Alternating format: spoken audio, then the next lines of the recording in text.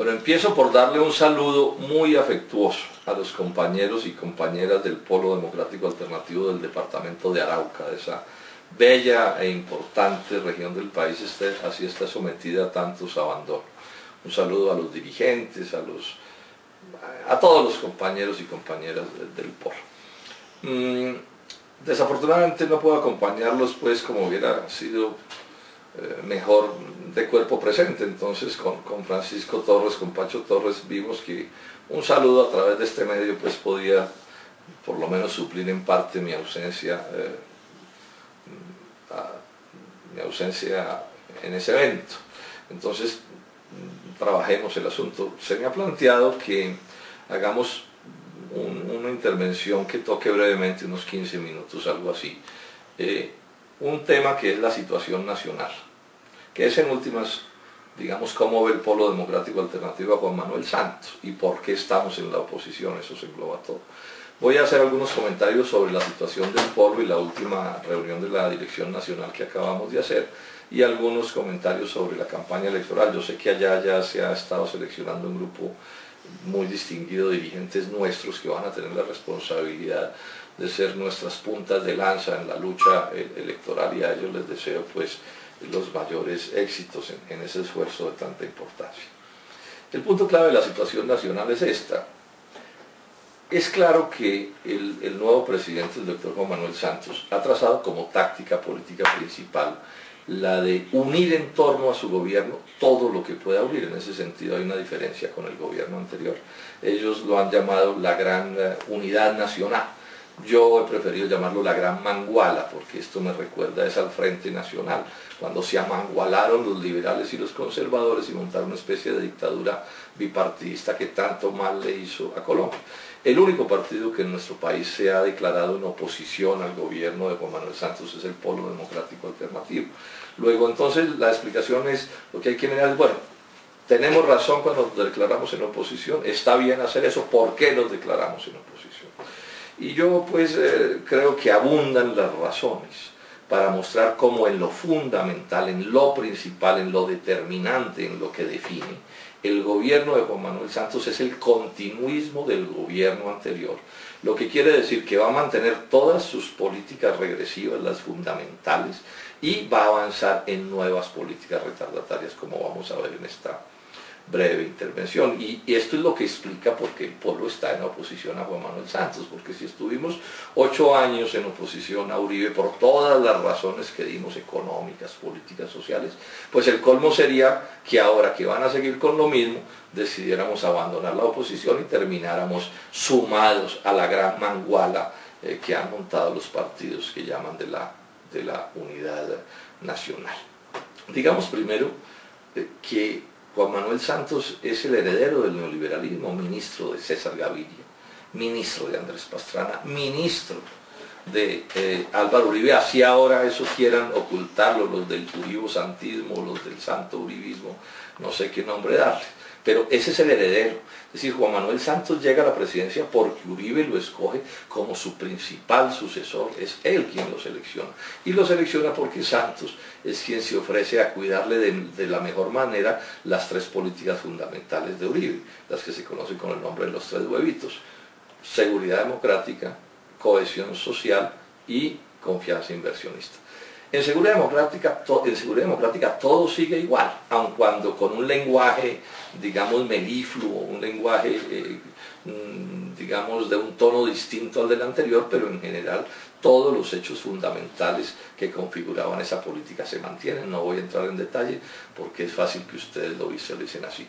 En cuanto a cohesión social, que es la política que consiste en embobar a los colombianos, en manipularlos, en cambiarles sus derechos fundamentales por migajas y por limosnas, pues sigue básicamente igual. Este sigue siendo un país, el país del desempleo, de la pobreza, del clientelismo, por supuesto, y han puesto, y después me referiré un poco más a esto, al señor Angelino Garzón a que, como algún día fue sindicalista y dejó de serlo y se le entregó al establecimiento desde hace tanto rato, lo han puesto allí para que cumpla con un papel especial de engatusamiento de los colombianos, pero en cohesión social 0 diferencias entre esta y la administración anterior.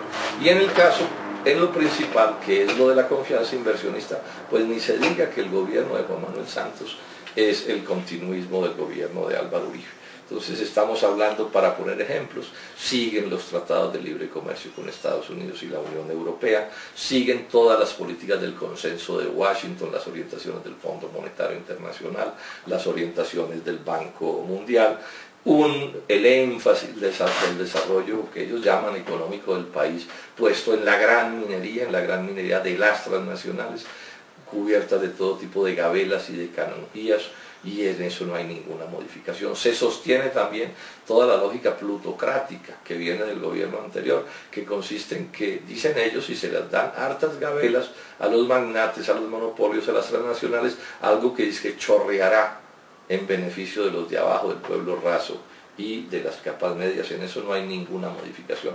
Hay un hecho realmente escandaloso que ustedes en Arauca pues conocen de cerca, que es lo que se quiere hacer con las con las regalías en este país. ¿Qué es lo que quieren hacer? Tras el pretexto de la lucha contra la corrupción, y por supuesto que nos oponemos a la lucha contra la corrupción, pues Santos lo que quiere es embolsillarse en favor del gobierno nacional los derechos que hoy son derechos de los departamentos y de los municipios. Eso disfrazado de gastos regionales, que es la forma tras la cual se ocultan los compromisos del gobierno nacional. Esta es una política profundamente regresiva, retardataria, que se enmarca en una que probablemente sea el mejor ejemplo del alma regresiva del actual gobierno, que es la reforma a la Constitución que se está haciendo con la ley de la sostenibilidad fiscal. ¿Qué es lo que quiere hacer la ley de la sostenibilidad fiscal? La Constitución del 91 es una Constitución que por un lado tiene derechos que hay que defender, pero también es cierto que por el otro lado es la constitución del neoliberalismo, de las privatizaciones, de la concentración de la riqueza, del libre comercio. Y entonces lo que quieren es que a través de esta norma de la sostenibilidad fiscal impedir que los jueces puedan seguir haciendo prevalecer los derechos ciudadanos sobre los derechos de los negociantes, por ejemplo en el caso de la salud. Entonces, digamos que esta es una reforma que le rompe las vértebras principales a los aspectos sociales que existan dentro de la Constitución, para hacer cada vez más esa Constitución una Constitución homogéneamente neoliberal, o sea, homogéneamente reaccionaria. Es el norte, digamos, que está allí planteado.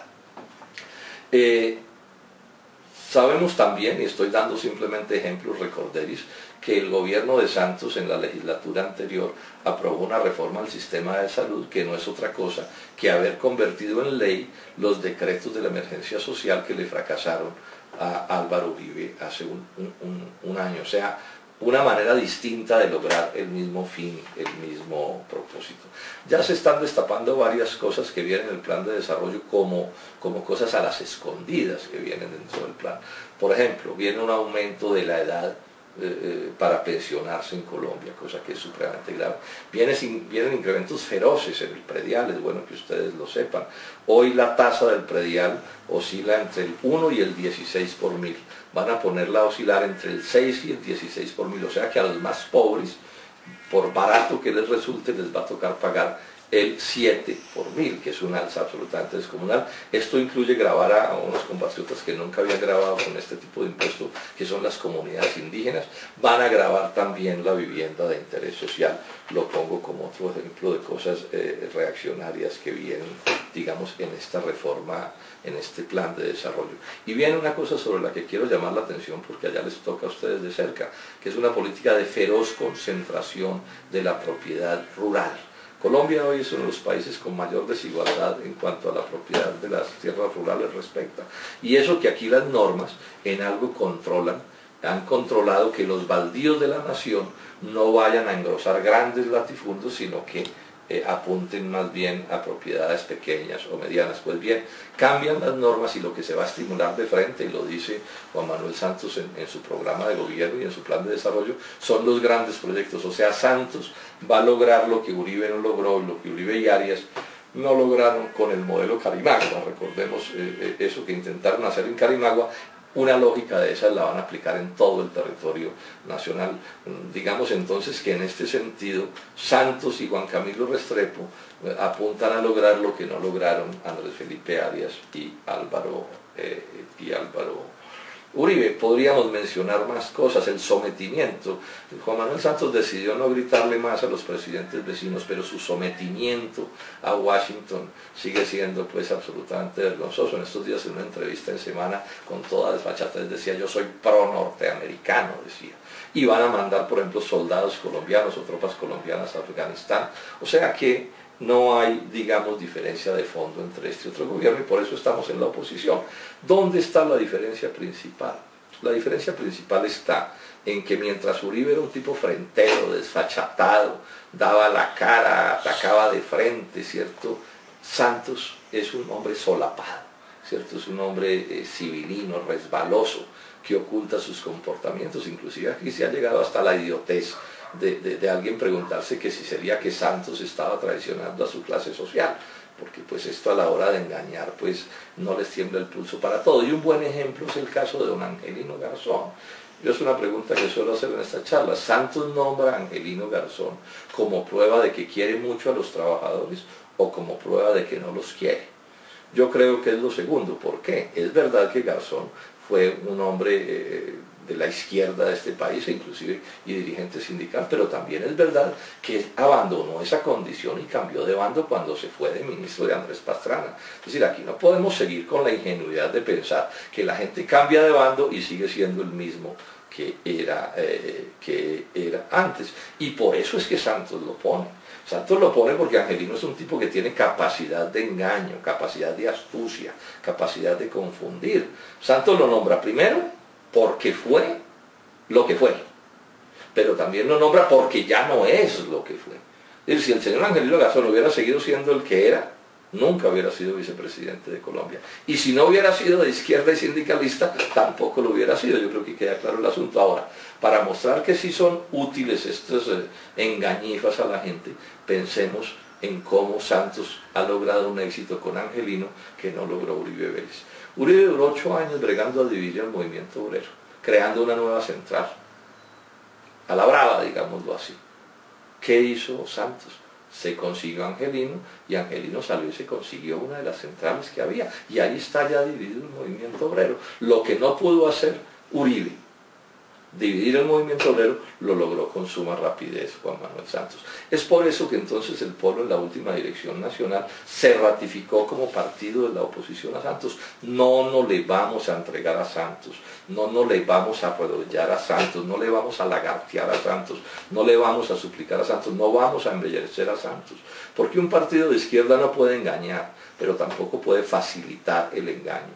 Y si el Polo Democrático Alternativo no es el partido de la oposición al establecimiento colombiano, llámese como se llama el presidente, entonces ¿para qué carajos digo yo Polo Democrático Alternativo? ¿Para conseguirle un carro más grande al senador Robledo? ¿Para conseguirle de pronto un puestico alguno? No, para eso no se creó el Polo Democrático Alternativo. ¿Cómo está la situación del Polo? Hicimos una reunión excelente, que era una especie de prueba para el Polo. Todos sabemos que al final del año pasado, un dirigente muy conocido del Polo decidió salirse del partido, irse hacia otras cosas, a un proyecto que no es el de la izquierda democrática. Entonces faltaba ver qué nos iba a pasar en la reunión de dirección nacional de días pasados. ¿Qué sucedió? De 260 que podían asistir, asistieron 230 delegados. Nunca había habido una reunión más grande. Ni un solo senador, representante a la Cámara, diputado, concejal del Polo se salió. Aquí se quedó todo el mundo. Hay discusiones y es natural que las haya. Algunas personas que habían estado acompañando a Petro siguen haciendo ciertos reclamos y digamos que tienen el derecho a hacerlos, ojalá sin que le hagan daño al partido. Pero el punto es que aquí se quedaron, o sea que quien se fue, insisto, por completo solo, y ese es un triunfo del partido, ese es un triunfo de la organización y por supuesto del proyecto que estamos construyendo. Se tocó también en la dirección nacional el caso de Bogotá. Todos sabemos que en torno a eso ha habido un verdadero escándalo nacional. ¿Cuál es la posición del Polo al respecto? De antes y de ahora. Primero, no consideramos que haya actos de corrupción buenos, irregulares y malos. Cualquier acto de corrupción, venga de donde venga, debe ser repudiado por nuestro partido. En ese sentido también hemos dicho que los cuerpos, los organismos de justicia judiciales del Estado colombiano tienen que actuar y son ellos los que tienen que establecer las responsabilidades que quepan, y hemos dicho que si alguien del polo resulta culpable en estos casos tendrá que ser severamente sancionado por nuestra organización, no puede ser de otra manera. Pero también es verdad que sobre esto pues pedimos que se aporten pruebas y la verdad es que no se aportan pruebas, y segundo, pues que permitamos que la justicia actúe. Esta es, digamos, la parte judicial del asunto. Pero esta aquí tiene una parte política. Nosotros no podemos caer en la inocencia de pensar que todas estas cosas suceden, y sobre todo el gran ruido de los medios de comunicación, el descomunal ruido de los medios de comunicación, en este caso y nosotros, que no tenga nada que ver con el polo. Primero recordemos que la Fiscalía descubrió que en el DAS se generó una empresa criminal en contra de nuestro partido para dividirnos, para decir que éramos de las FARC y para decir que la alcaldía de Bogotá era corrupta. O sea que aquí hay un interés del uribo-santismo o del santo uribismo, ustedes pueden escoger cómo lo definen, que está interesado en hacerle todo el daño que le puede hacer al polo democrático alternativo para recuperar para ellos la alcaldía de Bogotá. En eso no nos podemos confundir. Y yo creo que hay otros hechos, el caso de Gustavo Petro, donde se muestra que esta persona estaba interesada en también hacerle un daño inmenso a nuestro partido, por la vía de que ni quisimos hacer acuerdos con Santos, ni quisimos tampoco elegirlo como nuestro presidente. Y una vez tomó la decisión de irse, antes de irse nos hizo todo el daño que él calculaba que podía hacernos. Entonces, en resumen, quienes tengan críticas al alcalde de Bogotá o a cualquier asunto del polo están en todo su derecho a hacerlo. Me parecen en general muy respetables las opiniones que existan al respecto, pero también señalo y tomo nota de cómo aquí hay gente que tiene todo el interés político de hacerle daño a nuestra organización, y eso por supuesto tenemos que tenerlo en cuenta. Con respecto a las elecciones, concluyamos diciendo que la línea que se definió es que el polo tendrá candidatos propios y listas propias a todos los consejos y asambleas del país. No podrá haber nadie del polo en listas de partidos que no sean los del polo, consejos y asambleas. En caso de alcaldías y gobernaciones estamos llamando a hacer esfuerzos por tener candidatos propios en la mayor cantidad de sitios posibles, y donde no se pueda, por razones específicas que tendrán que analizar las direcciones correspondientes, pues podrá haber acuerdos siempre y cuando sean acuerdos programáticos que no conviertan al polo en una fuerza santista o una cosa que se parezca. Entonces, esto digamos que está bien claro. Yo pienso, compañeros y compañeras del departamento de Arauca, los polistas de Arauca, que el polo está superando una campaña durísima que han hecho contra nuestro partido. Es evidente que la extrema derecha colombiana se ha movido muy duro contra nosotros, aprovechándose incluso de las diferencias internas que puedan existir o que hayamos podido tener, porque es evidente que para estos jefes de la política tradicional, pues una organización como la nuestra, planteando lo que plantea, pues no les conviene. Entonces han trazado la táctica de o polo destruido o polo arrodillado. Bueno, les van a fracasar las dos cosas, ni polo destruido ni polo arrodillado. Aquí seguiremos, y estoy seguro que con un esfuerzo enorme que tenemos que hacer todos, trabajando supremamente duro, con todo entusiasmo y dedicación, en las próximas elecciones al final del año vamos a mostrar un partido vigoroso, un partido que supera pruebas, un partido unido, un partido donde cada militante entienda que no puede haber liderazgos ni caudillos que quieran usar a nuestro partido como un estribo, ¿sí? Como una especie de fuerza desechable para tramitar ambiciones personales. Aquí todos los dirigentes tenemos que entender que hoy estamos y mañana podemos no estar, pero que necesitamos construir un partido, el partido de la izquierda democrática, que se quede en Colombia para siempre y que sea capaz de transformar en procesos complejos, transformar profundamente a nuestro país, para hacer de Colombia un país soberano, un país donde prospere la economía industrial y agropecuaria, donde el trabajo sea valorado y respetado y respaldado de tantas maneras, un país donde haya democracia auténtica y por supuesto donde haya soberanía nacional. Toda esa es la batalla en la que estamos, pero yo soy optimista en que vamos a salir adelante.